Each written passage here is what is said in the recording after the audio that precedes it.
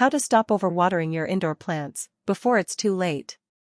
Have you ever wondered why your indoor plant looks worse after you water it? Many plant lovers believe that watering more means caring more. In reality, overwatering is the main reason indoor plants decline.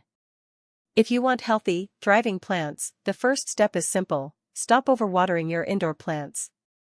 This complete guide will help you understand why overwatering happens, how to recognize early warning signs, the mistakes even experienced plant owners make, and exactly how to fix the problem before it turns into root rot. Why overwatering is so common. Overwatering doesn't happen because people don't care. It happens because people follow rigid watering schedules instead of observing their plants. Indoor environments vary greatly. Light levels change depending on the season and window direction. Air circulation differs. Pot size matters. Soil composition plays a critical role. When you water on a fixed schedule without checking the plant's actual needs, you create excess moisture in the soil. And roots need oxygen just as much as they need water. When soil stays constantly wet, oxygen pockets disappear. Roots begin to suffocate.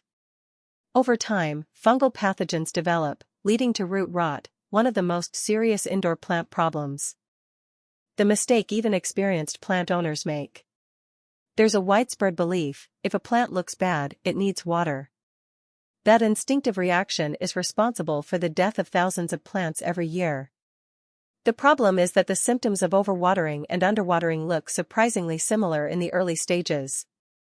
Drooping leaves, wilting appearance, lack of vigor, all can point in either direction.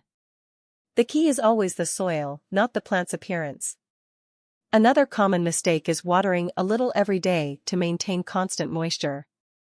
In reality, this prevents the soil from partially drying between waterings, which is essential for root health.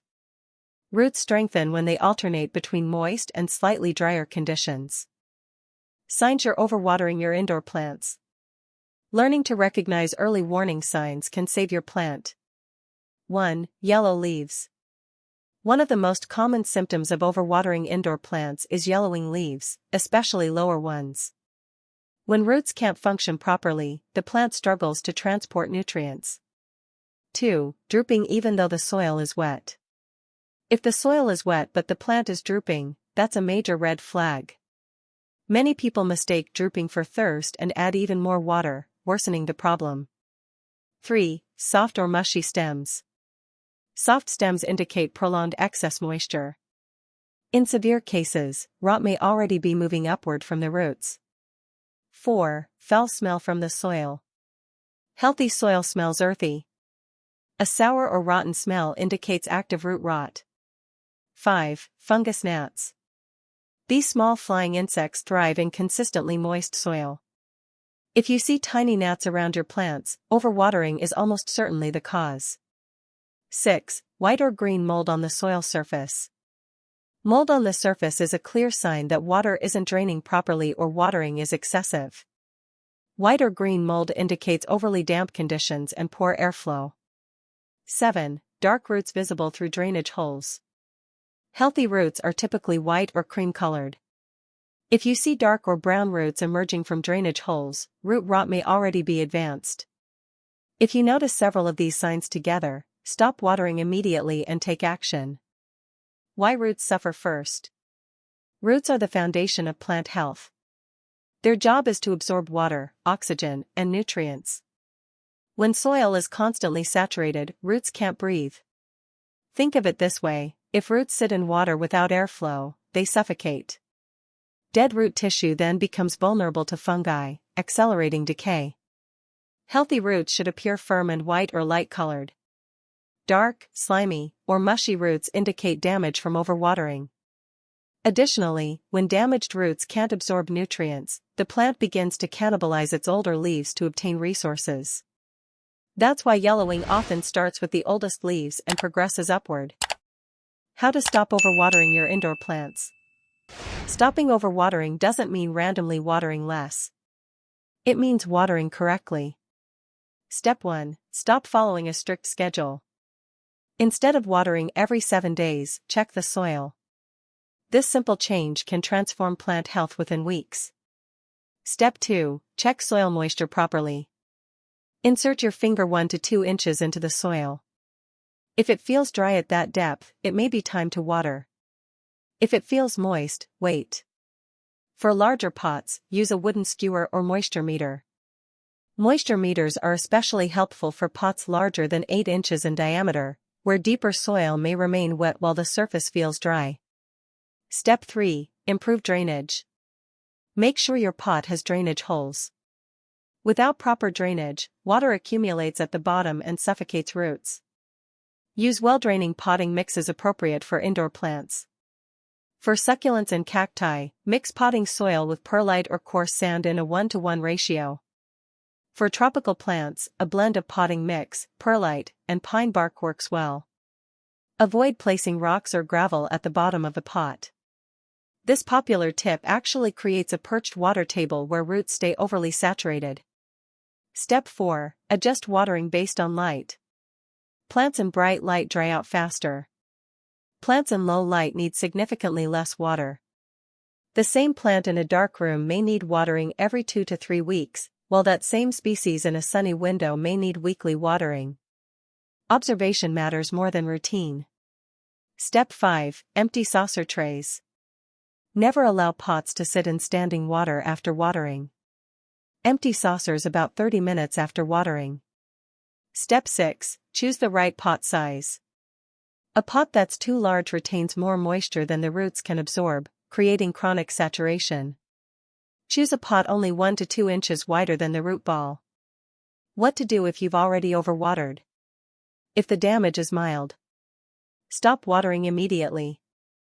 Allow the soil to partially dry. Increase airflow around the plant.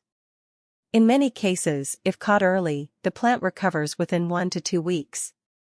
If the soil remains soaked, remove the plant from the pot. Carefully inspect the roots. Trim any dark, mushy roots with sterilized scissors. Let the roots air out for a few hours in a warm, dry place. Repot in fresh, well-draining soil. Water lightly during the first 2 weeks to reduce additional stress. Early intervention prevents severe root rot. The difference between overwatering and underwatering. Many symptoms overlap. The key difference is soil condition. Overwatered plant, wet soil, yellow leaves, soft stems, possible foul smell. Underwatered plant, dry soil, crispy leaves, thin papery texture, brown edges. Always check the soil before reacting. Touch doesn't lie. How environment influences watering needs. Indoor environments vary greatly and directly impact watering frequency. Low-light apartments require less frequent watering. Heated or air-conditioned rooms dry soil differently. Central heating in winter may dry the surface quickly while deeper soil remains wet. Large pots retain moisture longer than small ones. Terracotta pots are porous and allow soil to dry faster than plastic or glazed ceramic pots. Season also matters more than most people realize. In winter, even tropical plants slow their growth and require much less water. In summer, increased light and photosynthesis raise water demand.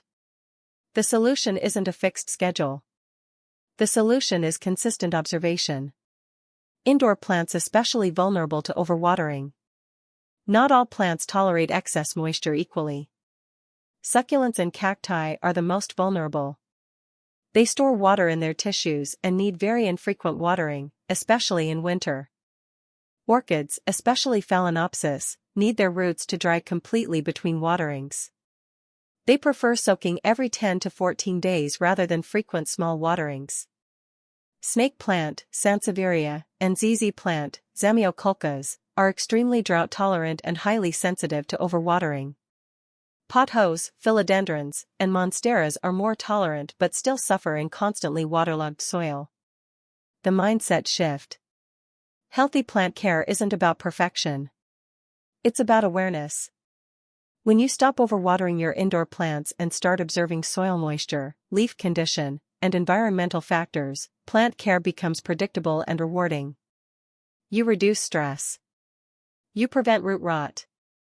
You build stronger root systems. And stronger roots mean healthier, more resilient plants. Final reflection. Overwatering is the silent killer of indoor plants. But it's completely preventable.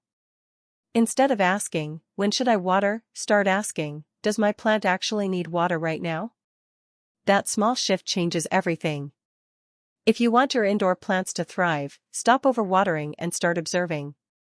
Because once you understand the signals, saving a struggling plant becomes simple and deeply satisfying.